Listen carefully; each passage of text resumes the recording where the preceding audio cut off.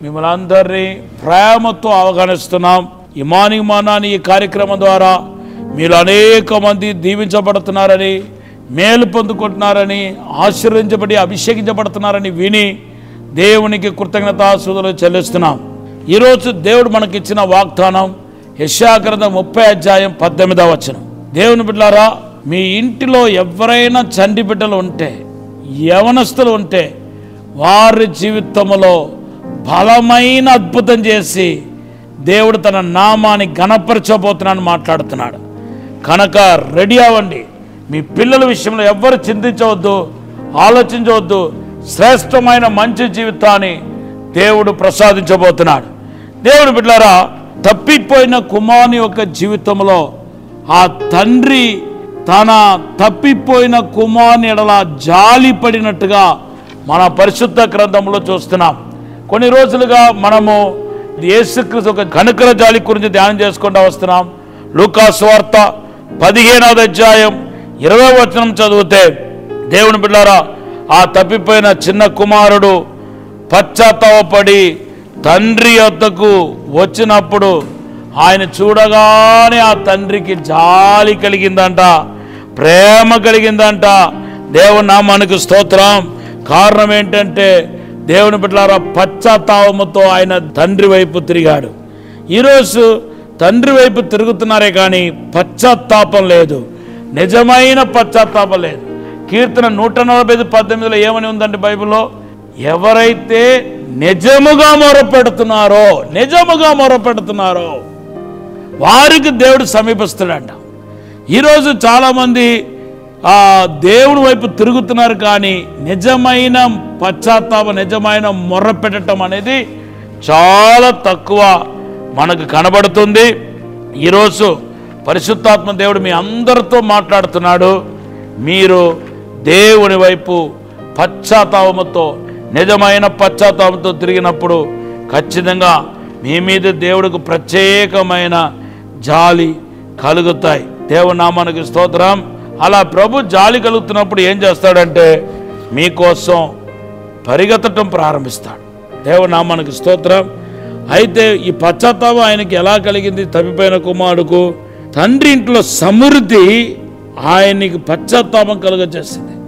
అవును, మీకు నిజమైన పశ్చాత్తాపం కలగాలంటే పరలోక తండ్రి యొక్క ఆ యొక్క ఆశీర్వాదాలను నువ్వు ధ్యానించాలి.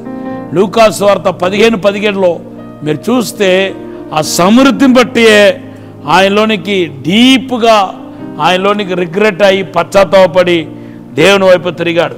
అలా మీరు పశ్చాత్తాపడుతున్నప్పుడు ఏమవుతుందో తెలుసా అండి? మీరు పోగొట్టుకున్న సమస్తాన్ని తిరిగి పొందుకుంటారు. హల్లెలూయా. అవును, ఇప్పుడు చూడండి, మొదటిగా తన కుమారుడు అనే స్థానాన్ని ఇతను పోగొట్టుకున్నాడు. అందుకొరకే అతను తండ్రి దగ్గరకు వచ్చి ఏమంటున్నాడంటే, నన్ను నీ కొడుకుగా కుమారుడుగా చేర్చుకోపోయినా కూలివాన్లో ఒక్కడిగా చేర్చుకో అని తన తండ్రి దగ్గర మొరపెడుతున్నాడు.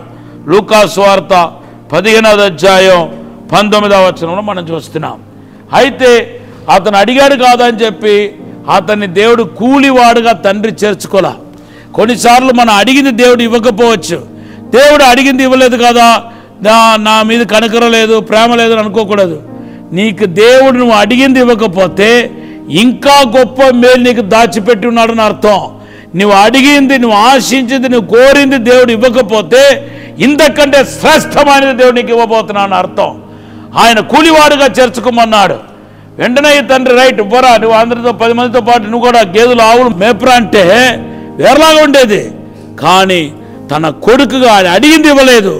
తన కొడుకుగా చేర్చడం వలన మరలా తన పోగొట్టుకున్న పాత స్థితిని తిరిగి పొందుకున్నాడు. కొడుకు అనే స్థానాన్ని తిరిగి పొందుకున్నట్టుగా మనం పరిశుద్ధ గ్రంథంలో చూస్తున్నాం. ఏమండి, అందరేమో దేవుని ఆత్మచేత నడిపించబడి దేవునికి కుమారులు అవుతున్నారు, అవునా కదా? రోమపత్రిక 8:14 లేదా? ఎందరైతే ఆత్మచేత నడిపించబడుతున్నారో వాళ్ళందరూ దేవుని కుమారులు అనపడుతున్నారు. అయితే మరికొందరైతే పశ్చాత్తాపపడి దేవునికి తండ్రికి కుమారులు అవుతున్నారు. మీరు పశ్చాత్తాపపడండి. ఈరోజు దేవుని దగ్గర క్షమాపణ అడగండి. ప్రభువా నన్ను క్షమించండి ప్రభు అని అడగండి. హల్లెలూయా. 1 యోహాను 3:1 రాయబడి ఉంది, మనల్ని ఎంతగా తండ్రి ప్రేమించాడో చూడండి. హల్లెలూయా. యోహాను సువార్త 1:12 రాయబడి ఉంది, మనం దేవుని కుమారులుగా ఉండటానికి ఆయన నామాన్ని మనకి ఇచ్చాడని రాయబడి ఉంది. యేసుక్రీస్తు ద్వారా ముమ్మాటికి మనం తండ్రికి కుమారులయ్యాం, దేవునికి వారసులయ్యాం.